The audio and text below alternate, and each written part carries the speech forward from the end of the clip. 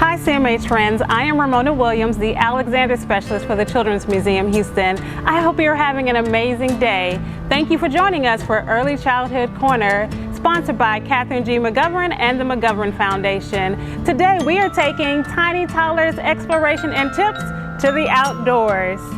Make sure you stay with us for the entirety of this video because I'm going to give you more tips to extend your learning, reading to explore with your toddler, and a book to extend learning. In today's activity, we have a nature exploration box. And here I have an example of one. I went on my own little exploration and I created this box. And here's my example. I think it's super, super cute. And here are the materials that you need.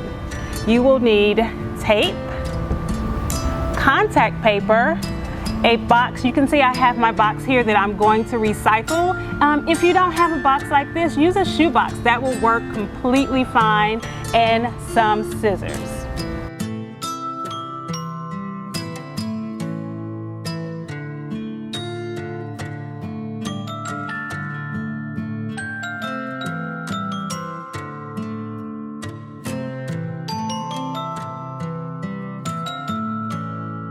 Okay, now I'm going to move my box to the side and I'm going to bring in the one that I'm going to get started with. So here goes. This is my recycled box that's going to work just fine. I'm going to take scissors and cut my contact paper, okay? Now, my contact paper should be the same length or just about as the lid of my box. So I did a little pre-measuring. Let's do it this way. So making sure that my contact paper is roughly the same length or same size as my lid, I'm going to take the back of the contact paper off. Now let's see if my contact paper would like to play fair with me. Oh, there we go. Now here is the secret.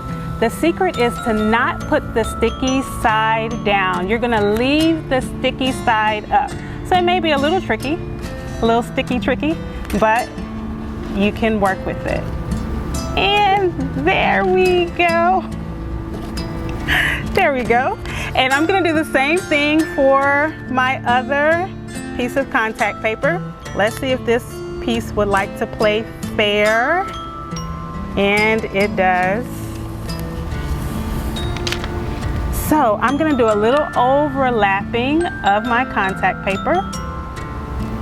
And there. It doesn't have to be exact, but as long as it's there. Now, my next thing is super simple. I am going to tape my contact paper to the lid of the box. Now, don't let that contact paper win. It can move, it can get sticky, but you take over. Here we go. I'm sticking it down on all four sides. Now let me tell you, the reason why we are doing this is because we're going to use the lid for decorations. So when we do our exploration, all those small lightweight pieces like our flowers, our petals, our leaves, we're gonna stick them to the top of our box. And there you have it.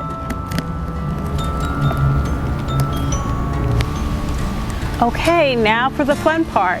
I am going to take some of my items that are on the inside of my box from our little nature walk, and I'm going to stick them down to the top for decorations. You can use whatever pattern, whatever you want it to look like. This is what I would suggest though. I would let the kiddo go at it and have fun. If they would like to put every single leaf on this lid, have at it, because it is their box. We want them to have some ownership of it.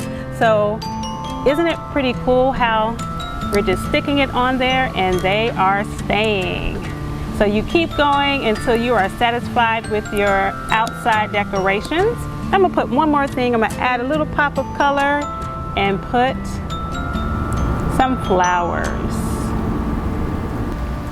So I have here my two products. One from my first adventure and my second product for my other adventure. I want to point out some of the differences because these adventure nature boxes are your own. So I have over here, I have a yellow flower. I also have a yellow flower here, but you can tell that I also have a purple flower. I love purple, so I wanted to add a purple flower when I was exploring. I have some very, very small leaves that look like my leaves on my other box, but the difference is these leaves were still alive and these had fallen to the ground. So I enjoyed picking up these leaves almost like I could repurpose them from my project. Okay friends, so I have produced two very, very fun nature boxes, and this is what I found here in EcoStation, but I wonder what it would look like if you were looking in your neighborhood or even in your backyard. If you couldn't find a purple flower, maybe you could find a red rose, or maybe you didn't have gravel, but you had a lot of dirt. You can use anything that's in nature to create your nature box. So when you go on your nature walk with your toddler, make sure you bring your box and allow them to lead the way. You never know where it may take you. They may stop and decide, I want to pick up a yellow flower, and allow them to put it in the box. But this is also a perfect time to ask the question, why did you pick up a yellow flower? Is it something about it that you liked? Do you like the way it feels or the texture of it? Would you like to add it to your box? And if so, add it to the box and keep on rolling. So there is a possibility that your little one could become fixated on one particular leaf, the same exact color, but if they do, that's completely fine. Let them pick into their heart's content, because you can also turn that into a learning opportunity. Hey, why did you pick all green leaves? Do you not like the brown leaves? Are you happy with the green leaves and only having green leaves in your box? Here's a fun tip. Make a masking tape bracelet for your little one. Use several widths of masking tape, sticky side up, so that your child can attach whatever he or she finds on your walk to their bracelet. Make it double the fun and fashion a bracelet for yourself, and you can have matching nature bracelets. So, vocabulary to explore with your little one.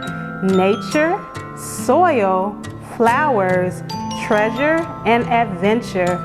And finally, a book to extend your learning, The Hike by Allison Farrell.